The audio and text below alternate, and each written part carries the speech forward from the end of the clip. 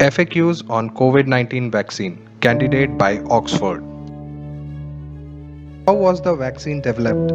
Made from a genetically engineered virus that causes the common cold in chimpanzees.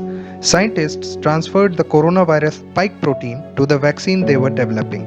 The vaccine resembles the coronavirus and the immune system can learn how to attack it. Does the vaccine induce antibodies and T cells? Levels of T cells peaked 14 days after vaccination and antibody levels peaked after 28 days.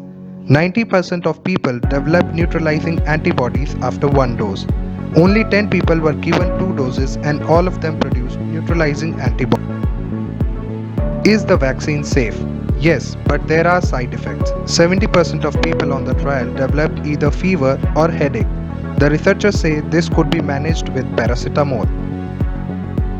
The trials be expanded to other countries.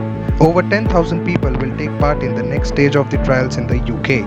But since the levels of coronavirus are low in UK, trials will also take place on around 30,000 people in the US as well as 2,000 in South Africa and 5,000 in Brazil.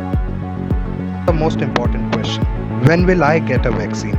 Even if a vaccine is proven effective before the end of this year, widespread vaccination is likely to be available next year at the earliest.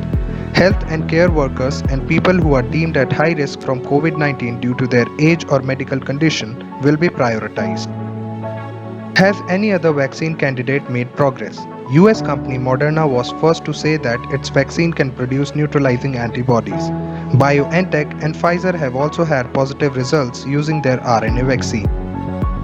Many vaccines are being tested: 140 in preclinical trials, 10 in phase 1, small safety trials, 10 in phase 2, expanded safety trials, 3 in phase 3, wider testing and effectiveness assessed.